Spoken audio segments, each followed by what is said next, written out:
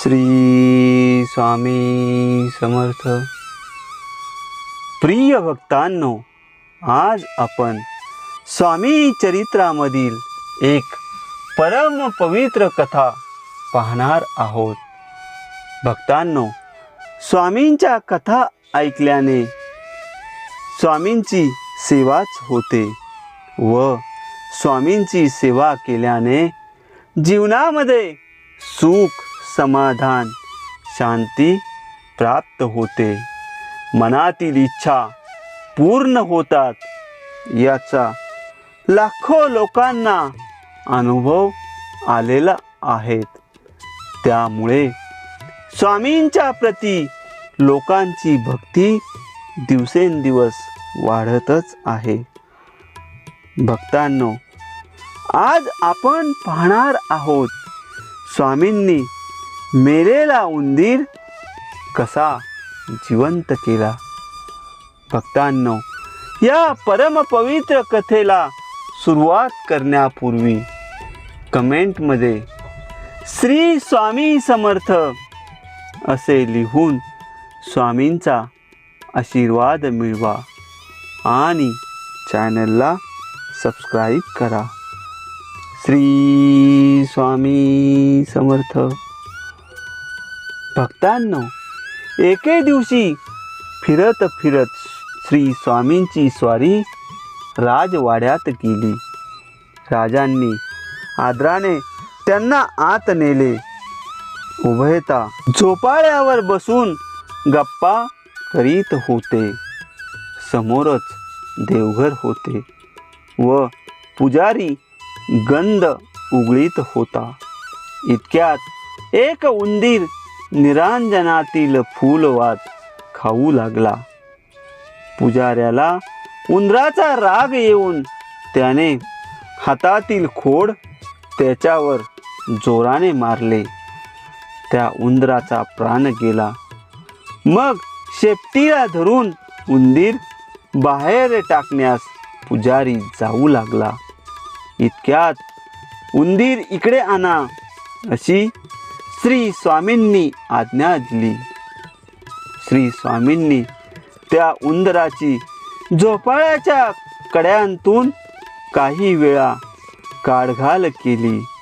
मग त्याला हातात घेऊन सोडून दिले आणि म्हणाले, बच्चा जाओ. असे म्हणताच उंदीर पळून गेला. हा एक चमत्कारच घडला. त्यानंतर थोड्याच दिवसांनी मालोजी राजे गुरु प्रतिपदेच्या उत्सवास गाणगापुरी गेले. दरवर्षीप्रमाणे उत्सवात 3 दिवस राहून ब्राह्मण भोजन घालून राजेसाहेब परत अक्कलकोटला येत असत. या वर्षी ब्राह्मण भोजन झाले आणि त्याच रात्री श्री नृसिंह सरस्वती त्यांच्या स्वप्नात येऊन त्यांना म्हणाले की मी तुझे गावी आलो असून तू येथे काय येतोस. या स्वप्नाने त्यांना जाग आली व दुसऱ्या दिवशी राजे अक्कलकोटला परत आले. श्री स्वामी समर्थ साक्षात दत्त अवतार आहेत अशी त्यांची खात्री झाली.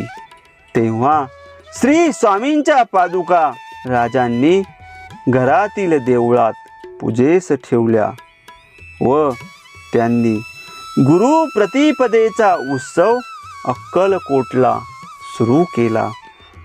अजूनपर्यंत हा उत्सव तेथे मोठ्या थाटात होत आहे.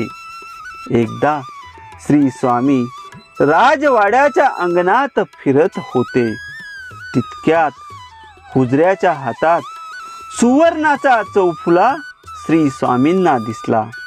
त्यांनी तो त्यांच्याकडून हिसकावून घेतला. अंगणात एक विहीर होती. तिकडे पाहून श्री स्वामींनी राजाला विचारले, चौफुला विहिरीत टाकू? राजाने हात जोडून श्री स्वामींना सांगितले, चौफुला आपलाच आहे, त्याचे पाहिजे ते करावे. त्याबरोबर तो चौफुला श्री स्वामींनी विहिरीत फेकून दिला. सर्वजण खेदयुक्त मुद्रेने पाहू लागले. राजाला मात्र काहीच वाटले नाही. त्या रात्री श्री स्वामी राजवाड्यातच राहिले. दुसऱ्या दिवशी श्री स्वामी परत अंगणात आले तेव्हा राजाही तेथे आला. अरे, पोहरा आणून विहिरीत सोड.